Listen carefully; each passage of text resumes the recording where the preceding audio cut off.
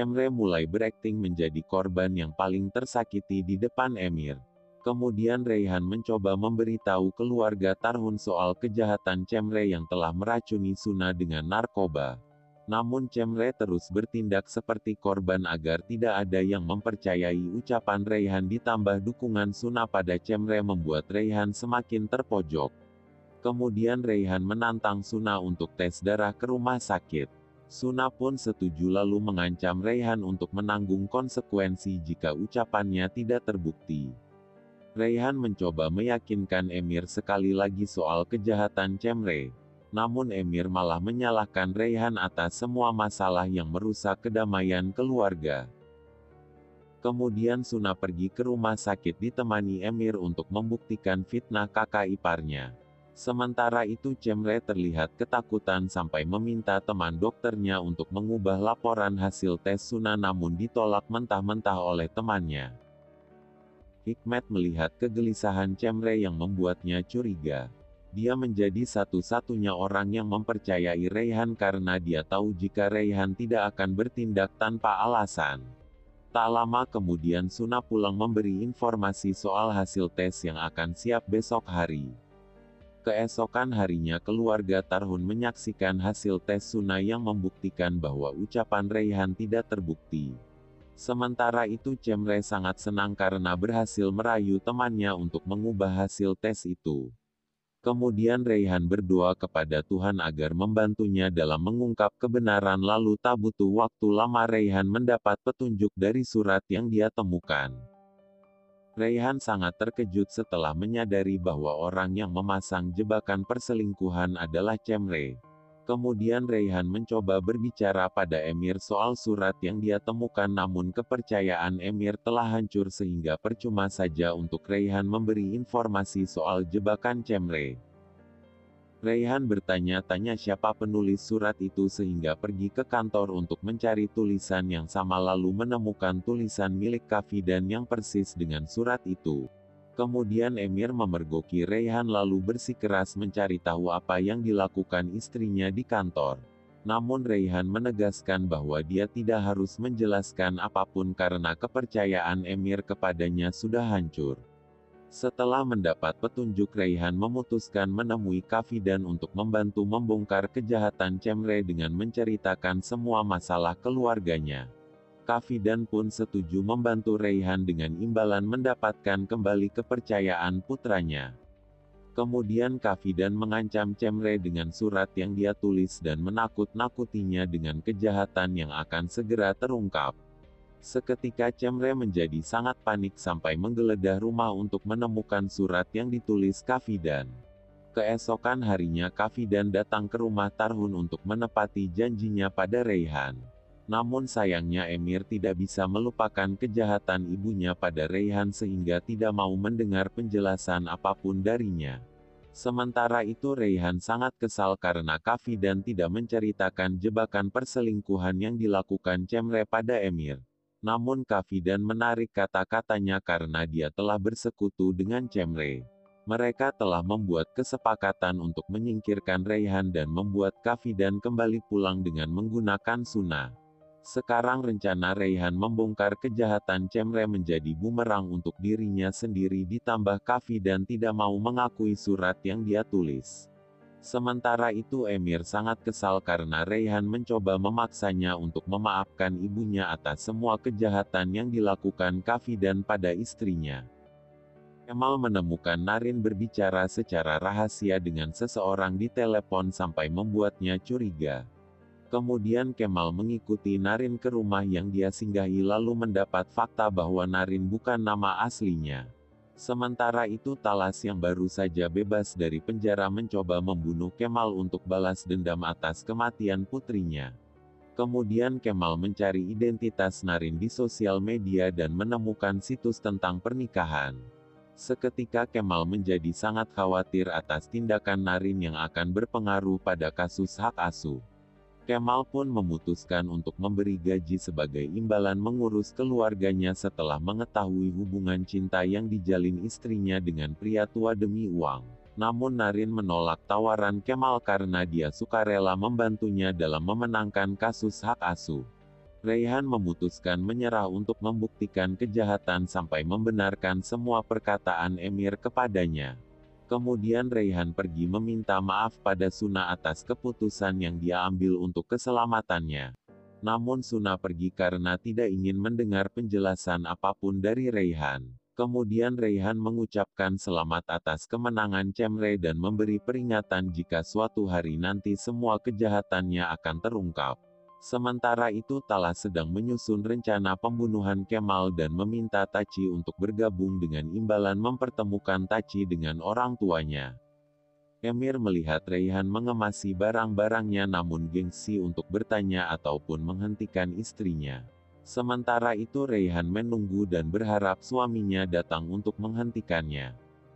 Keesokan harinya Emir melihat ruangan telah kosong dan berpikir Raihan membawa pergi Zeynep dari rumahnya. Kemudian Zafer datang mengajak Emir pergi jalan-jalan untuk menghempaskan segala beban di pundaknya. Sementara itu Cemre berhasil merayu Suna untuk memohon pada ayahnya agar Kafidan kembali ke rumah. Kemal pergi menyusul istrinya setelah menyadari Narin tidak ada di rumah. Di sana dia memeregoki Narin bersama pria tua yang dianggap kekasihnya. Kemudian putra dari pria itu meluruskan kesalahpahaman Kemal bahwa Narin bekerja sebagai perawat ayahnya yang mengidap penyakit Alzheimer yang membuat ingatannya datang dan pergi. Emir dan Zafer tiba di pedesaan tempat mereka biasa menghabiskan waktu bersama semasa kecil. Emir sangat senang dan berpikir bahwa tempat ini akan baik untuknya namun Emir terkejut saat Raihan tiba-tiba muncul di hadapannya. Kemudian Zafer pergi dari sana karena berniat mempersatukan cinta mereka. Raihan mengambil ponsel Emir karena suaminya terus bersikeras menelepon Zafer. Dia berniat memperbaiki hubungan mereka dengan menyelesaikan masalah yang terjadi pada 3 bulan terakhir. Namun Emir enggan mendengar penjelasan Raihan sehingga pergi meninggalkan istrinya sendirian di sana. Sementara itu Cemre sedang mempersiapkan ulang tahun Emir dengan memesan hotel dan membeli tiket perjalanan kejutan untuknya. Kemudian Cemre bertanya pada Hikmet karena Emir tak kunjung menjawab teleponnya. Hikmet pun memberitahu Cemre bahwa Emir sedang liburan romantis bersama istrinya. Kemudian Cemre mencari tahu lokasi Emir lewat Zafer dengan menggunakan Suna. Namun Zafer menyarankan mereka untuk tidak khawatir karena Emir baik-baik saja. Kemudian Kafidan menghubungi Cemre untuk bertanya soal rencana mereka. Cemre pun memberi informasi bahwa Suna berhasil meluluhkan hati Hikmet. Emir kembali ke villa karena tidak menemukan mobil untuk pulang ke rumah. Kemudian Emir pergi memancing ke sungai karena belum makan dari pagi. Sementara itu Raihan menyiapkan makanan sambil piknik bersama suaminya namun Emir terlihat gengsi bergabung dengan Raihan meskipun dia sangat lapar. Kemudian Raihan pergi berpura-pura mengambil air agar Emir bisa makan. Di malam hari Taci bersiap menjalankan rencana Talas untuk membunuh Kemal. Narin yang mendengar percakapan mereka segera berlari memberitahu Kemal. Tiba di pabrik Narin menceritakan soal jebakan yang dilakukan oleh Taci namun sebelumnya Taci sudah memberitahu rencana jahat Talas pada Kemal sehingga Kemal menjadi sangat kesal karena rencana menangkap Talas telah berantakan. Kemudian Narin meminta maaf dan bersikeras menjelaskan rasa khawatir dan ketakutan akan bahaya yang akan menimpa Kemal.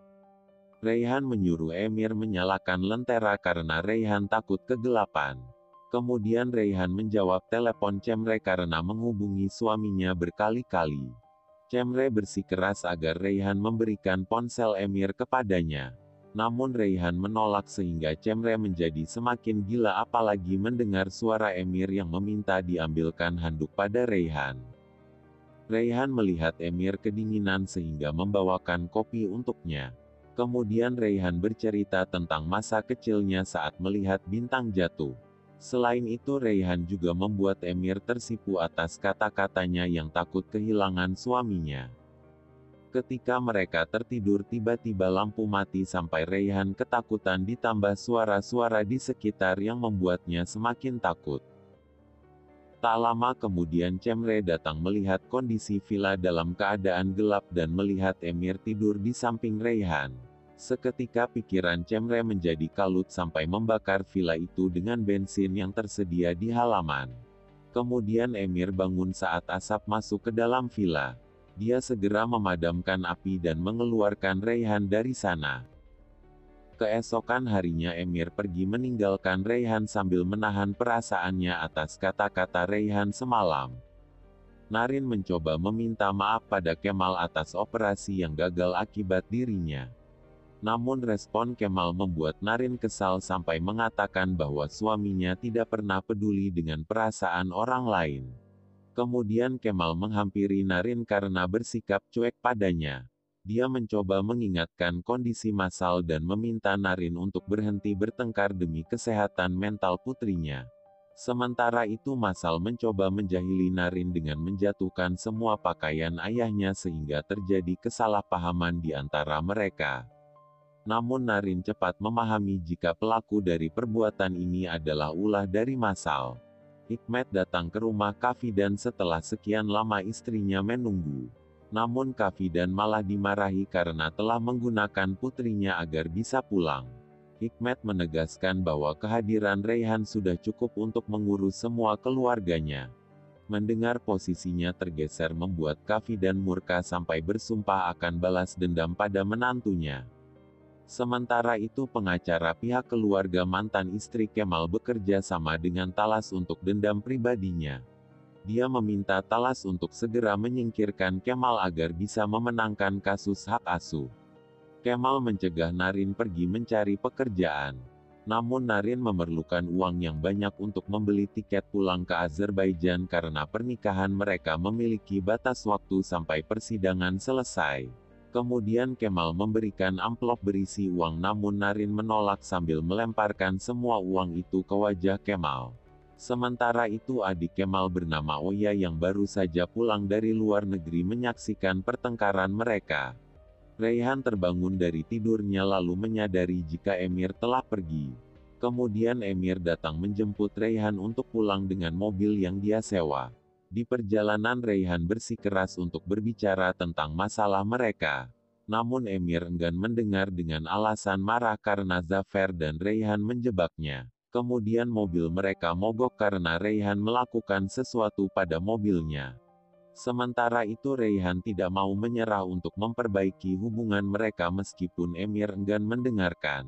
Kemudian Emir meluapkan kekesalannya pada Reyhan karena telah menghancurkan pernikahan mereka dan meninggalkannya sendiri selama 3 bulan. Emir juga berpikir Reyhan tidak mencintainya karena pernikahan mereka hanya di atas sumpah.